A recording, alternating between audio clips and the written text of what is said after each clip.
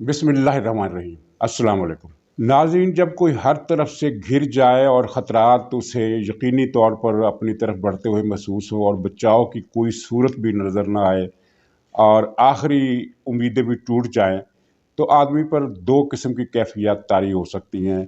एक ये है कि वो मायूसी और डिप्रेशन में चला जाए, और दूसरा ये है कि वो पागल हो जाए, जुनूनी हो जाए और उस पर हिस्टीरिया के दौरे पड़ने लगे।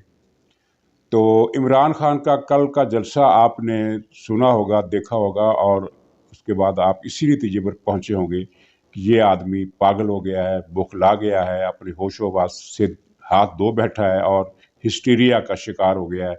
क्योंकि जिस तरह इसने अपने मुखालफों को गालियां दी और जो बदज़बानी की और बेहुदा तरीन गुफ्तगू की, उससे और कोई नतीजा नहीं निकाला जा सकता सिवाय इसके कि ये अब अपने आखिरी दम देखकर हिस्टीरिया का शिकार हो गया।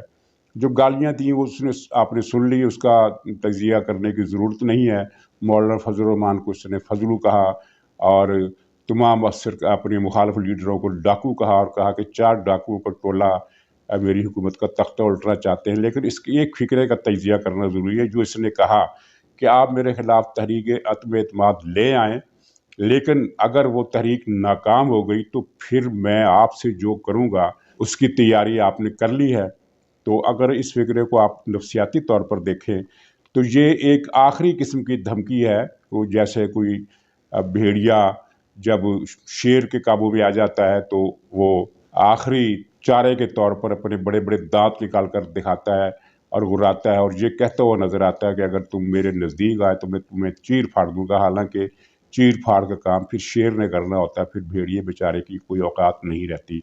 तो ये इसने जो धमकी दी है कि फिर मैं आपके साथ जो करूँगा, तो इसका ये तजिए के दो हिस्से हैं। एक तो ये जो मैंने बता दिया कि ये धमकी आखिरी चारा कार के तौर पर उसने दी है, उसे हर तरफ से मौत नज़र आ गई, अपनी सियासी मौत। और दूसरा ये कि जब इस तरह की धमकी दी जाती है तो इसका मतलब ये होता है कि एक अपोजिशन को एक डरावे का एहसास दिलाना, और फिर साथ ही नफ्सियाती तौर पर उसने ये भी एतराफ़ कर लिया कि हाँ, तहरीक कामयाब हो सकती है, यानी अगर हो सकती है। और तजिए का दूसरा हिस्सा मैं ये कह रहा था कि इसने अपोजिशन के साथ पिछले 4 सालों में जो किया है, इससे ज़्यादा तो अब ये नहीं कर सकता। पिछले 4 बरसों में फ़ौज इसके साथ थी, इसके हर इक़दाम में फ़ौज ने इसका साथ दिया, नैब इसके साथ थी, अदलिया इसके साथ थी और तमाम इदारे, तमाम क़ुव्वतें इसके साथ थी। जबकि अपोजिशन की लीडरशिप ही जकड़ी हुई थी। कुछ नवाज शरीफ बाहर थे और जरदारी और शहबाज शरीफ पर मुकदमात का इतना अंबार ला दिया गया था कि उन्हें रोज़ाना पेशियों और ज़मानतों से ही फुर्सत नहीं। आप देखें शाहिद खाकान अब्बासी जो अपोजिशन के एक बहुत मुतहर्रिक रहनुमा हो सकते थे, उनको हफ्ते में 2 मरतबा नैब की अदालतों में पेशी भुगतना पड़ती है, कभी कराची में, कभी इस्लामाबाद में। तो ऐसे आदमी से आप अगर ये तवक्को करें कि वो अवाम को लीड कर सकता है, ये हुकूमत के लिए कोई मसला बन सकता है, तो ज़ाहिर है ये एक गलत फहमी है। तो इसने अपोजिशन को जकड़ रखा था और फ़ौज और अदलिया की कुव्वत से इसने अपोजिशन का नातका बंद किए रखा, तमाम लीडरों पर मुकदमात बनाए। 2 साल पहले की सूरत हाल आप देखें कि कितने लीडर जेलों में थे। खुर्शीद शाह साहब अभी सबसे आखिर में जो रिहा होने वाले हैं, उनमें से खुर्शीद शाह भी शामिल है, जो 70-75 साल की उम्र के सीनियर लीडर हैं। और नैब ने जो जब उनकी ज़मानत हुई तो अदालत ने बता दिया कि ये तो केस बनता ही नहीं है, खुर्शीद शाह साहब करप्ट हैं, ये नहीं है, ये तो मैं फ़ैसला करने वाला नहीं हूँ। लेकिन जिस केस में उनको गिरफ़्तार किया गया, उस केस में वो बिल्कुल बेगुनाह थे और बरी थे और उसमें कोई उन्होंने करप्शन नहीं की। तो इससे अंदाज़ा लगाएं कि रियासत मदीना का नाम लेकर एक तौहीन करने वाला मदीना के लफ्ज़ की अपने मुखालफों को किस तरह बददियानती के साथ ये फंसाता है। राना सनाउल्लाह पर इसने मुनशियात का और वो हीरोइन का जो केस बनाया, क्या वो रियासत मदीना की अक्कासी करता है कि मुखालफों को झूठे केस में फंसाओ, जबकि इमरान खान को अच्छी तरह पता था कि ये झूठा केस है, क्योंकि उसने कहा था इदारों से कि इसको फंसाना है, चाहे हीरोइन में फंसाओ, चाहे गद्दारी में फंसाओ, चाहे लड़की के अगवा में फंसाओ, जो इस पर केस करना है करो, इसको अंदर होना चाहिए, मैं इसको अंदर देखना चाहता हूँ। और इदारों ने इसकी तावील की और वो अगले ही रोज़ इस फरमाइश के अगले ही रोज़ राना सनाउल्लाह को गिरफ़्तार किया गया, उन्हें फिर टार्चर किया गया, उनकी बेइज्जती की गई और टीवी चैनल पर किरदार कुशी की गई। یہ اسلام پسند صحافی خود کو کہنے والے ٹی وی پر بیٹھ کر کہتے رہے کہ ہاں ہم بھی جانتے ہیں کہ رانا ثناء اللہ منشیات کی تجارت کرتا ہے۔ اسلام اور حدیثوں کا حوالہ دے کر یہ جھوٹ بولنے والے مولوی نما اینکر یہ ٹی وی پر بیٹھ کر انہوں نے کئی مہینے تک یہ جھوٹ بکا کہ رانا ثناء اللہ کی منشیات کی تجارت کے ہم بھی گواہ ہیں۔ تو یہ سب کچھ اس نے کیا۔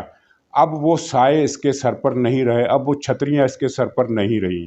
تو اب یہ جو بیان دے رہا ہے، گیدڑ بھبکی دے رہا ہے، تو خلاصہ پھر یہ ہے کہ اس دھمکی کے دو تجزیے ہیں۔ ایک یہ کہ یہ یعنی آخری اس کی چیخ ہے، اور دوسرا یہ کہ یہ اس کو اندازہ ہی نہیں ہے کہ جو اس کے بس میں تھا، جب اس کے سب کچھ اس کے بس میں تھا، وہ تب کچھ نہیں کر سکا، اپوزیشن کو نہیں دبا سکا، اپوزیشن کو نہیں ختم کر سکا، بلکہ ایک عوامی طوفان اب اس کے خلاف اٹھتا ہوا محسوس ہو رہا ہے۔ یہ بلاول کا جو لانگ مارچ ہے، اس میں اتنی بڑی اجتماعی جو کامیابی حاصل کی ہے، اس کا مطلب صرف یہ نہیں ہے کہ پیپلز پارٹی ریوائیو ہو گئی ہے، بلکہ اس کا مطلب یہ ہے کہ خلق خدا جو ہے وہ تنگ آ کر نکلی ہے، اور پیپلز پارٹی کے حامی تو اس میں تھے، اس میں وہ لوگ بھی تھے جو عمران خان کے تنگ آ کر جلوس میں آ گئے۔ اگر یہ جلوس مسلم لیگ کا نون کا ہوتا تو وہ لوگ اس میں بھی شامل ہوتے۔ عوامی نفرت جو ہے یہ عمران خان کو گھیر چکی ہے، عوام کی بددعائیں اس کے پیچھا کر چکی ہیں۔ اس کا انجام میں پیش گوئی نہیں کر سکتا، لیکن مجھے لگتا ہے کہ اس کا انجام جو ہے وہ اللہ تعالیٰ معاف کرے، وہ کیا ہوگا۔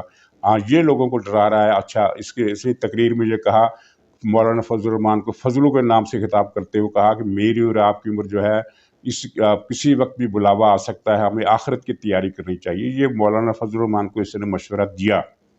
اور آخرت کی تیاری کیا کرنی چاہیے؟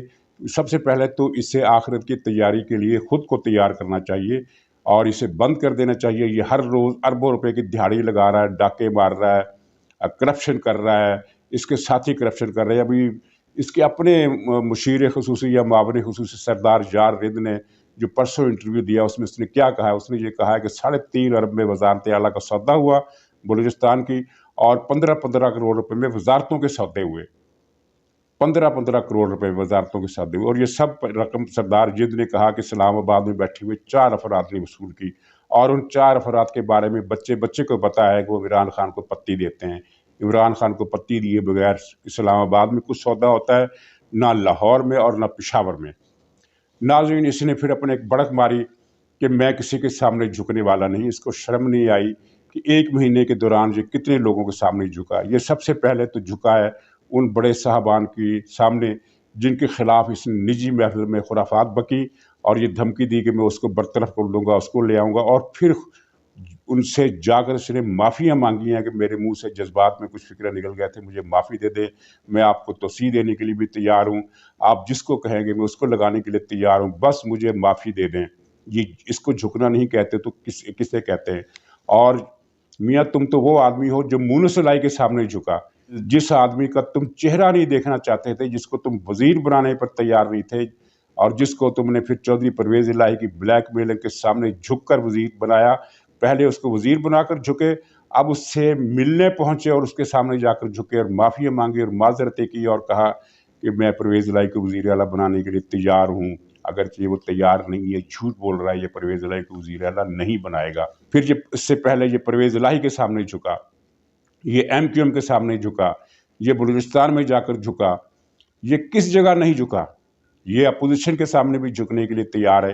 اس نے اپنے ٹٹو شیخ رشید کے ذریعے جو ایک بیان دلوایا ہے کہ اپوزیشن عدم اعتماد نہ لائے بلکہ ارلی الیکشن کے لیے مذاکرات کر لے۔ مطلب یہ ہے کہ الیکشن 1 سال بعد ہونے، شیخ رشید کے الفاظ ہیں کہ 6-8 مہینے پہلے بھی کرائے جا سکتے ہیں۔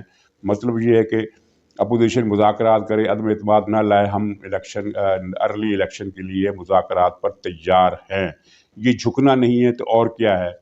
MQM کے سامنے یہ جھکے، اور جو ناراض ارکان ہے اس کی اپنی PTI کے، ان کے سامنے یہ جھکا اور ان کو اللہ کے واسطے دیے کہ تم اگر نواز شریف کا ساتھ دو گے تو اللہ کو کیا جواب دو گے؟ یعنی اللہ میاں نے کہا ہے کہ نواز شریف کا ساتھ نہیں دینا اور عمران خان کا ساتھ دینا۔ اللہ میاں نے یہ کب کہا؟ یہ اسے مولوی طارق جمیل نے بتایا ہوگا، وہ جو جس کو دعویٰ ہے کہ اس کے اللہ تعالیٰ سے ڈائریکٹ ڈائلیں گے۔ میں نے خود اس کو ایک مرتبہ سنا کہ حوروں کے بارے میں جو میں نے دیکھا ہے میں وہ تمہیں بتا نہیں سکتا۔ حوروں کو دیکھنے کا دعویٰ پیغمبر کر سکتا ہے یا پھر عمران خان کے چمچے کر سکتے ہیں۔ طارق جمیل سے سب جانتے ہیں کہ دربار کا چمچہ ہے اور پیسے کے لیے کوئی بھی بیان دے سکتا ہے۔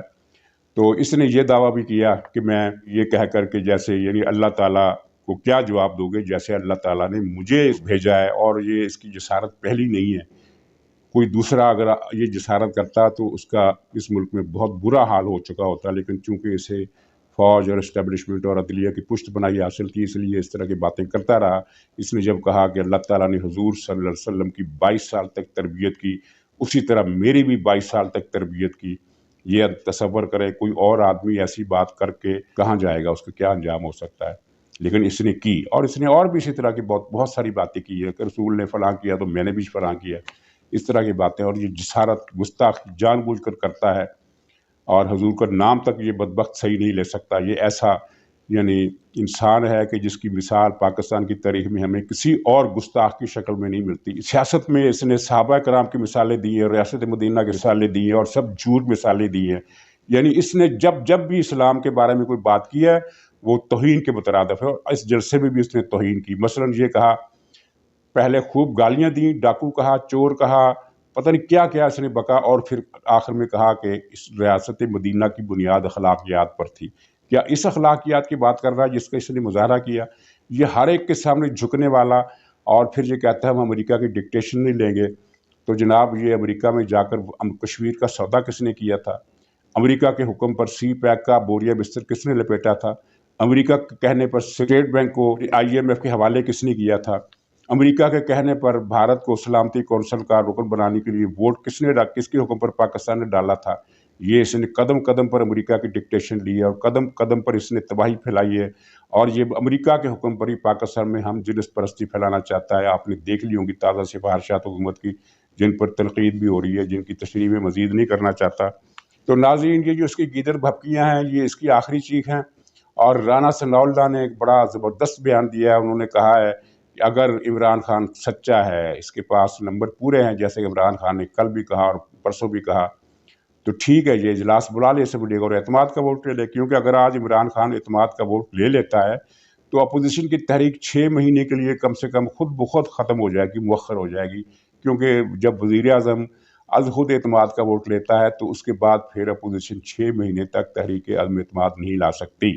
تو رانا ثناء اللہ کے اس بات کا جواب دے اور عمل کرے اور اجلاس بلائے، اور یہ اسلامی کانفرنس کی تزئین و آرائش کے نام پر یہ بہانے بازیاں ڈرامے بازیاں بند کرے، قومی اسمبلی کا اجلاس بلائے اور اعتماد کا ووٹ لے۔ تو ناظرین، اعتماد کے ووٹ لینے سے یاد آ گیا کہ اسپیکر کے بارے میں یہ تجزیے کیے جا رہے ہیں کہ اسپیکر چونکہ نہایت بے ایمان اور بددیانت آدمی ہے اسد قیصر، تو یہ جب اعتماد کی تحریک پیش ہوگی تو یہ اپنی طاقت کا ناجائز استعمال کرے گا، لوگوں کو ووٹ دینے سے روک دے گا، یا گنتی میں غلطی اپنے بے ایمانی کرے گا، جس طرح اس نے اعتماد کے ووٹ کے موقع پر کی تھی۔ یعنی تمام تر ایجنسیوں کی کوششوں کے باوجود ارکان کو ڈرا دھمکا کر لایا گیا، لیکن پھر بھی 4 آدمی کم تھے، اعتماد کے ووٹ میں 4 آدمی کم تھے۔ اسد قیصر نے گنتی کو اس نے بے ایمانی کے ذریعے بدل دیا اور 2 ووٹ زیادہ دکھا دیے۔ تو اب یہ شبہ ظاہر کیا جا رہا ہے، لیکن میری اطلاع ہے اور آپ کو میں بتا دوں کہ اسپیکر کا بھی بندوبست کر لیا گیا ہے، اس کی جرت نہیں ہوگی کہ یہ گنتی میں بے ایمانی کرے، ایسا اس کے بس میں نہیں ہے۔ اور ناظرین، کچھ خبریں اس طرح کی ہیں کہ بلوچستان میں PTI کی قیادت کا صفایا پھرنے والا ہے، اور پنجاب میں مزید لوگ PTI کو چھوڑ کر پیپلز پارٹی میں شامل ہونے والے ہیں، اور مسلم لیگ نون سے رابطہ کر کے معافی تلافی اور وعدے قسمیں کرنے والے ارکان کی تعداد میں اضافہ ہو رہا ہے، لیکن حتمی نتیجہ جو ہے وہ بہرحال تحریک عدم اعتماد کے موقع پر ہی نکلنا ہے۔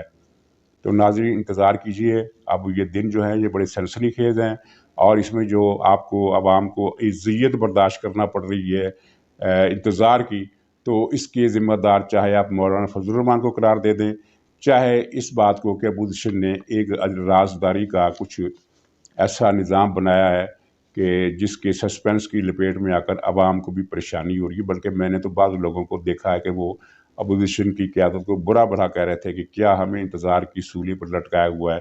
تو ناظرین، یہ سولی اب جلد گرنے والی ہے، انشاءاللہ کل پھر ملاقات ہوگی، اجازت دیجیے، خدا حافظ۔